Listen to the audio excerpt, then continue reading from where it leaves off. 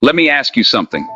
Not as a philosopher, not as a preacher, but as a man who has studied change, as someone who has walked among people trying, failing, hoping, giving up, and starting again. Why do most people fail to change? Not once, not twice, but over and over again. The answer isn't hidden in some secret book. It's not because you're lazy. It's not because you're broken. It's not even because you don't want it bad enough. It's because the way we approach change is flawed from the start. You've been told to set goals. You've been told to visualize success. You've been told to work harder, push more, grind until it hurts. And maybe you tried. Maybe you wrote the goals, made the vision board, downloaded the apps. Maybe you even got a few wins. But somewhere along the way, life hit. And you fell off again. I'm not here to shame you. I'm here to explain why that happens and what actually works. Because here's what science and psychology tell us. You don't rise to the level of your goals. You fall to the level of your systems. Read that again. Let it land. You fall to the level of your systems. And the most powerful system, the one that underpins everything you do, is your identity. This isn't philosophy. It's behavioral architecture. It's backed by psychology, neuroscience, and the study of real human change. Here's the first truth. If your habits don't match your identity, they won't last. You can force change for a week, maybe even a month. But identity, that's what endures. You want to quit smoking, but you still think of yourself as a smoker. You want to go to the gym, but you still call yourself the lazy one. You want to write the book, but your self-talk is still, I'm not really a writer. And so you fall off, not because you lack willpower, but because your behavior is at war with your self-image. Your actions always follow your beliefs. Now take a breath. Think about your life. Where are your actions out of alignment with who you believe you are? Give yourself a moment, really. Pause this video if you need to. Say it out loud or write it down. Because this is the turning point. When your habits serve your identity, they feel natural. You don't try to be healthy, you are a healthy person. You don't try to be disciplined, you are a disciplined person. The actions become effortless because they express who you believe yourself to be. Now let's build this on a foundation of proof. In 2009, researchers at the University of Bath conducted a study comparing identity-based motivation with goal-based motivation. They gave two groups of people the same objective: stop smoking. One group was told, say no to cigarettes. The other was told to say, I'm not a smoker. Guess who relapsed less? The people who owned the new identity. Not just the behavior, but the belief. Why? Because when you shift the belief, the behavior becomes inevitable. This is the first law of atomic habits. True behavior change is identity change. So let me ask you something. Who do you believe you are?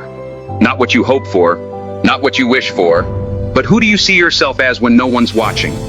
Because if that belief doesn't change, nothing else will. Let's go deeper. You've probably heard of the idea that small habits add up. And that's true. But here's what most people miss. It's not about being better than everyone. It's about being 1% better than you were yesterday. This is the 1% rule. It sounds tiny, but here's the math. If you improve just 1% each day, you're 37 times better at the end of the year. Not 37% better, 37 times better. But the reverse is also true. If you get 1% worse each day, you don't notice it at first. You still look the same. You still sound the same. But underneath the surface, you're decaying. Until one day it all collapses. Your health, your focus, your motivation, gone. Here's the kicker. Change happens slow, then all at once. This is called the plateau of latent potential. At first it feels like nothing's working. You're doing the work. Eating better, waking up earlier, studying more, but no results. That's the valley of disappointment, where most people quit. But what they don't realize is breakthroughs are not linear. They're exponential. It's like heating ice. At 25 degrees, it's solid. At 30 degrees, still solid. 31, 32. Then, boom, 33 degrees F, and everything changes. You weren't failing at 25. You were building pressure. And the same is true in your life. That's why you must trust the process, not just the progress. Let me give you another real-world example. Olympic athletes don't win gold because of massive training changes overnight. They refine tiny things: foot placement, breath rhythm, rest protocols. And those 1% shifts? They're the difference between silver and history. So why are you still trying to change your whole life in a weekend? Why are you still starting new goals every January, every Monday, every birthday, only to burn out by Friday? Here's the truth. The people who succeed aren't the most motivated. They're the most consistent. And consistency is built by systems. That's why I don't want you to ask, what's my goal? I want you to ask, what kind of person am I becoming? Because once you have the answer to that, the habits will follow, the actions will align, and the change will last. We've covered a lot, but I need you to hold on to this.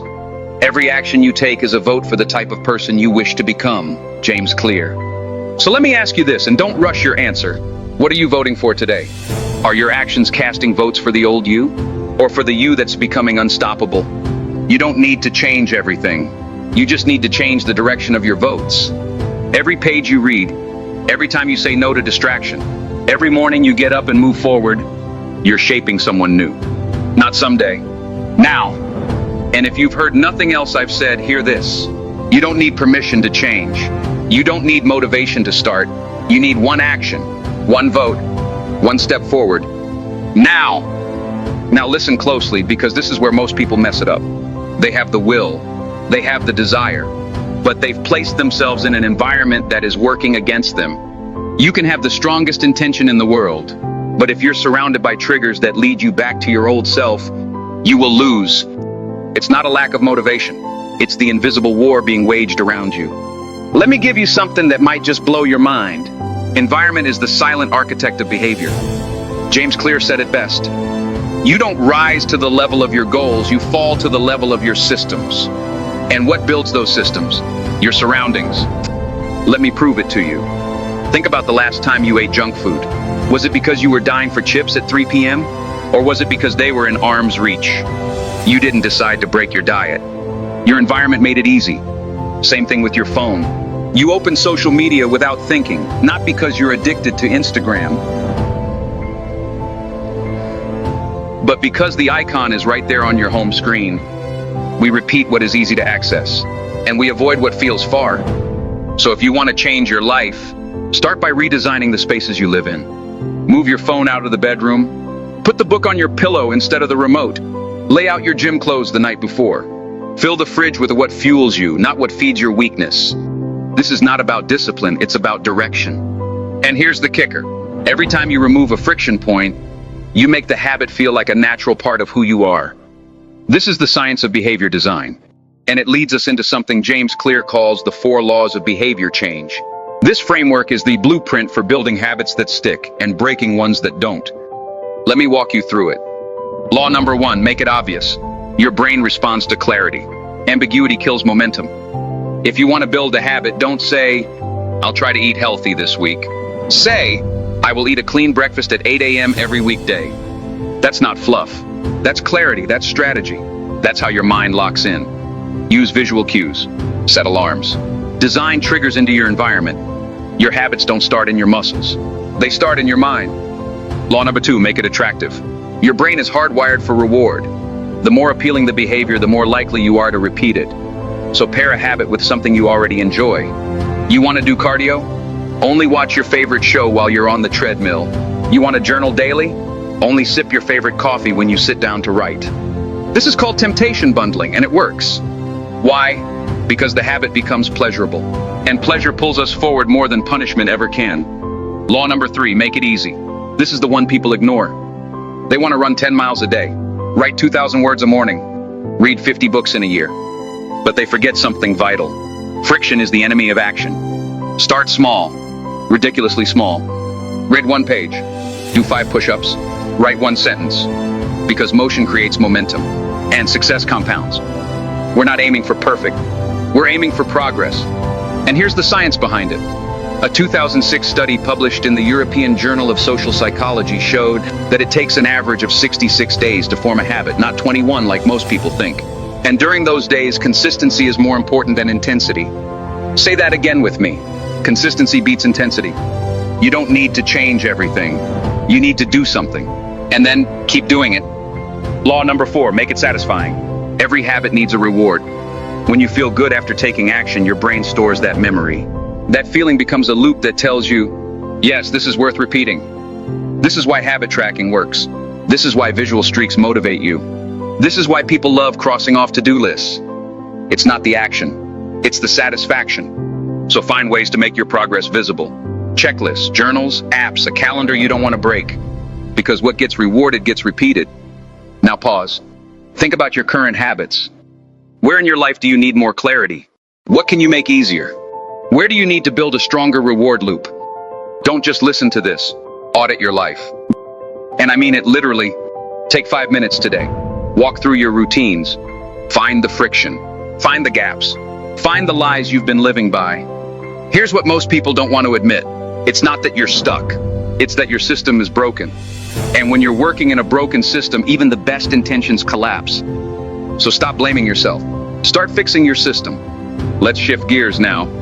Because maybe you're thinking, but I've tried this, I've done the habits, I still fall off. That's real. That's honest. And I hear you. Let's talk about the plateau of latent potential again. Because this is where dreams die. Most people start strong. Day 1, pumped.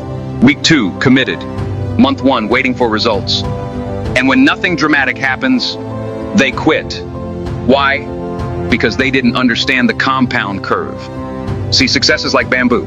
It grows roots for years, invisible to the eye. Then one season, it explodes. Your habits are doing the same thing. They are building strength. Below the surface, quietly, relentlessly. But you give up too soon and you'll never see what was coming. You quit at 31 degrees, right before everything melted. So how do we push through? You remind yourself that every rep counts. Every action matters. Every decision is a vote. And here's the psychology behind that. Your brain has something called neuroplasticity, the ability to physically rewire itself based on repeated behavior. So when you do the new habit over and over again, your brain begins to adapt. New neural pathways fire. Old ones fade. This is not motivational fluff. This is neuroscience. So if you feel stuck, if you feel like the work isn't working, trust the biology. You are literally reprogramming who you are. Now take a deep breath. Look at your life and ask this. What is one small vote you can cast today for the future you want? Just one, just today. Because that's how change happens. Not by chasing perfection, but by becoming consistent with direction. And if no one else has told you this, you're allowed to begin again. You're allowed to take a small step. You're allowed to rebuild. And now is a good time to start.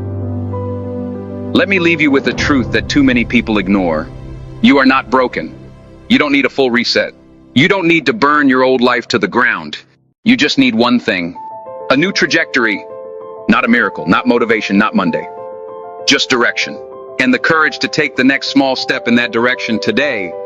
James Clear said, every habit is a vote for the type of person you want to become. But what most people don't realize is you're already voting every day.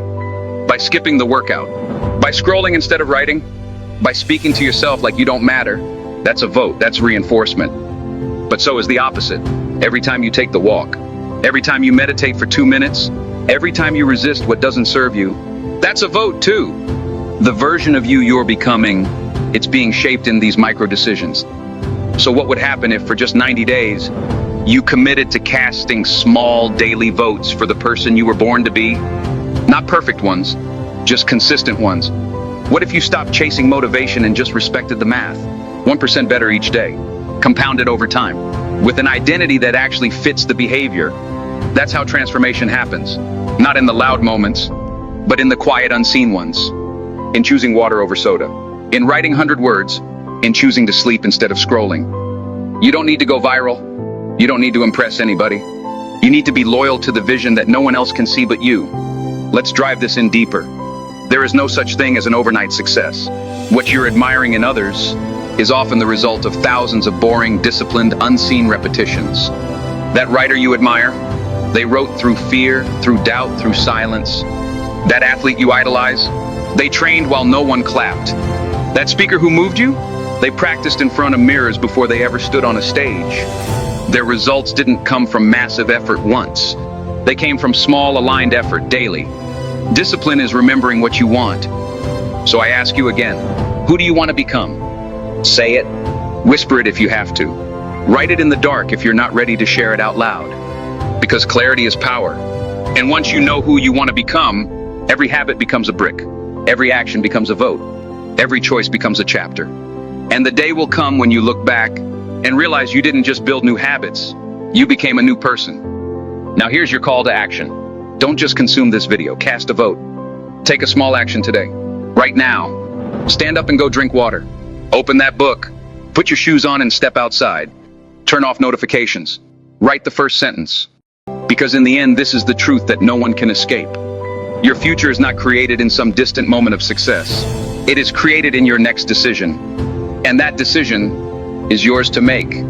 If this message hit you, if it stirred something inside you you've been ignoring, then don't walk away unchanged. Like this video, subscribe to the channel, share this with someone who's starting over again. Because the people who need this most, they're not always asking for help.